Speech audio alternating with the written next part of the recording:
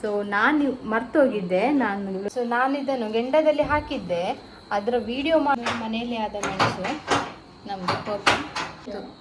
So ಇವಾಗ ನಾನು ನಿಮಗೆ ತೋರಿಸ್ತೇನೆ.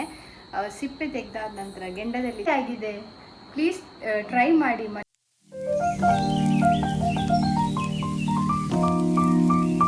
Hello everyone, welcome back to my channel.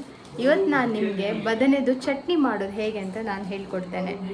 So ನಾನು ಮರ್ತೋಗಿದ್ದೆ. ನಾನಿದನ್ನು ಗೆಂಡದಲ್ಲಿ ಹಾಕಿದ್ದೆ, ಅದರ ವಿಡಿಯೋ ಮಾಡಲಿಕ್ಕೆ ನಾನು ಮರ್ತೋದೆ.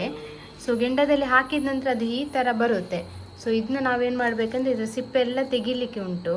ಇದೆಲ್ಲ ತೆಗೆದು ನೋಡಿ, ಇದರದ್ದು ಚಟ್ನಿ ಮಾಡೋದು. ಇದ್ರೊಳಗಿದು ಮಾಂಸ ಇದೆಯಲ್ಲ, ಅದರದ್ದು ಚಟ್ನಿ ಮಾಡೋದು. ಸೊ ನಮಗೆ ಇವತ್ತು ಪದಾರ್ಥಕ್ಕೆ ಏನಿಲ್ಲ, ಸೊ ಅದಕ್ಕೋಸ್ಕರ ನಾವು ಇದನ್ನ ಪ್ರಿಪೇರ್ ಮಾಡ್ತಾ ಇದ್ದೇವೆ ಸಣ್ಣದಾಗಿ. ಇದು ಮನೆಯಲ್ಲೇ ಆದ ಮೆಣಸು ನಮ್ಮದು ಪರ್ಪಲ್. ಅಲ್ಲಿ ನೋಡಿ ಕಿಲಾಡಿಯನ್ನು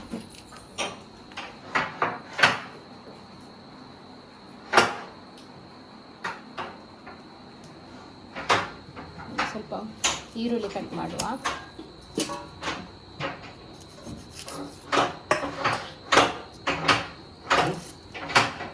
ಸೊ ಈರುಳ್ಳಿ ಸಣ್ಣದಾಗಿ ಕಟ್ ಮಾಡಬೇಕು. ಕಟ್ ಮಾಡಿದ ನಂತರ ನಮಗೆ ಅದನ್ನ ಚಟ್ನಿ ಮಾಡಲಿಕ್ಕೆ ಉಂಟು, ಎಲ್ಲ ಹಾಕಿ ಮಿಕ್ಸ್ ಮಾಡಲಿಕ್ಕೆ. ಸೊ ಇವಾಗ ನಾನು ನಿಮಗೆ ತೋರಿಸ್ತೇನೆ. ಸಿಪ್ಪೆ ತೆಗೆದಾದ ನಂತರ ಗೆಂಡದಲ್ಲಿ ಇತ್ತಲ್ಲ, ಅದರ ಸಿಪ್ಪೆ ತೆಗೆದಾದ ನಂತರ ನೋಡಿ ಈ ಥರ ಆಗ್ತದೆ. ಎಲ್ಲ ಸಿಪ್ಪೆ ಹೋದ ನಂತರ ಬರೀ ಇಷ್ಟೇ ಆಗುತ್ತೆ. ಎಷ್ಟು ದೊಡ್ಡದಿತ್ತು ನೋಡಿ. ಸೊ ಇವಾಗ ಇಷ್ಟಾಗಿದೆ. ಸೊ ಇದಕ್ಕೆ ಏನು ಮಾಡಲಿಕ್ಕಿಲ್ಲ, ತುಂಬ ಸಿಂಪಲ್. ಯಾರೆಲ್ಲ ಇದು ಪಿ ಜಿಯಲ್ಲಿ ಇದ್ದೀರಿ ಅಥವಾ ಮನೆಯಿಂದ ದೂರ ಇದ್ದೀರಿ, ಸೊ ಅವರಿಗೆಲ್ಲ ಇದೆಲ್ಲ ಬೆಸ್ಟ್. ಏನಿಲ್ಲ ಅಂದರೆ ಒಂದು ಅನ್ನ ಮಾಡಿ ಅದ್ರ ಜೊತೆಗೆ ಇದನ್ನ ಮಾಡಿದರೆ ಸಖತ್ತಾಗಿರುತ್ತೆ ಟೇಸ್ಟ್ ಅಂತೂ. ಸೊ ಇವಾಗ ಇದಕ್ಕೆ ಬೇಕಾದ ಇಂಗ್ರೀಡಿಯೆಂಟ್ಸ್ ಬರೀ ಆನಿಯನ್, ನಮ್ಮದು ಚಿಲ್ಲಿ, ಯಾವ ಚಿಲ್ಲಿನೂ ಆಗುತ್ತೆ, ಅದರಲ್ಲಿ ಏನಿಲ್ಲ. ಸೊ ಇದು ವಿನೆಗರ್, ಒಂದು ಸ್ವಲ್ಪ ವಿನೆಗರ್ ಹಾಕಲಿಕ್ಕೆ ಉಂಟು, ಉಪ್ಪು ಮತ್ತು ಉಪ್ಪು ರುಚಿಗೆ ತಕ್ಕ ಅಷ್ಟು ಉಪ್ಪು. ಸೊ ಇವಾಗ ನೋಡಿ ಆನಿಯನ್ ಹಾಕ್ತಾ ಇದ್ದೇವೆ. ಆಯಿತಾ ಮಿಯೋ, ಅರ್ಥ ಆಯ್ತಾ? ಸೊ ಆನಿಯನ್, ಅದಾದ ನಂತರ ಸ್ವಲ್ಪ ಚಿಲ್ಲಿ,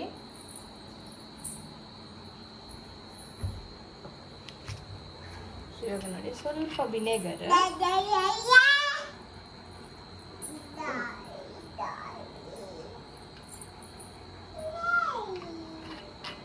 ಶಿರ್ಕ ಜೊತೆಗೆ ನಾವು ಸ್ವಲ್ಪ ರುಚಿಗೆ ತಕ್ಕಷ್ಟು ಉಪ್ಪು.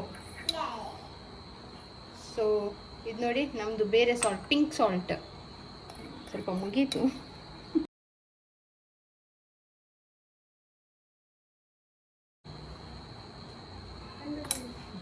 ಸೊ ಇದನ್ನ ಸ್ಪೂನಲ್ಲಿ ಸ್ಮ್ಯಾಶ್ ಮಾಡಲಿಕ್ಕೆ, ಸ್ಪೂನಲ್ಲಿ ಅಥವಾ ಕೈಯಲ್ಲಿ ಸ್ಮ್ಯಾಶ್ ಮಾಡ್ಬೋದು, ನಿಮಗೆ ಹೇಗೆ ಬೇಕೋ ಆ ಥರ ಮಾಡ್ಬೋದು. ಸೊ ಸ್ಪೂನಲ್ಲಿ ಆದರೆ ನಾನು ಯೂಶ್ವಲಿ ಕೈಯಲ್ಲಿ ಮಾಡೋದು, ಬಟ್ ಇದು ವಿಡಿಯೋಗೋಸ್ಕರ ನಾನು ಸ್ಪೂನಲ್ಲಿ ಮಾಡಿ ತೋರಿಸ್ತಾ ಇದ್ದೇನೆ. ಇದು ಸ್ಪೂನಲ್ಲಿ ಮಾಡಿದರೆ ಅಷ್ಟು ಬೇಗ ಇದು ಆಗಲ್ಲ, ಸ್ಮ್ಯಾಶ್ ಆಗಲ್ಲ. ಕೈಯಲ್ಲಿ ಮಾಡಿದರೆ ತುಂಬ ಚೆನ್ನಾಗಿ ಸ್ಮ್ಯಾಶ್ ಆಗುತ್ತೆ.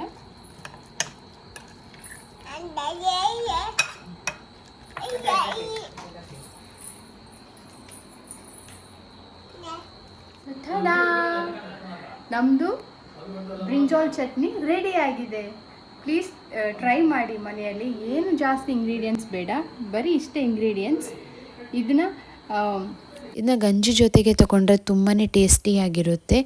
ಸೊ ಐ ಹೋಪ್ ಈ ವಿಡಿಯೋ ಎಲ್ರಿಗೂ ಯೂಸ್ಫುಲ್ ಆಗಿರುತ್ತೆ ಅಂತ ಎಲ್ಲರೂ ಮನೆಯಲ್ಲಿ ಟ್ರೈ ಮಾಡಿ ನೋಡಬೇಕು.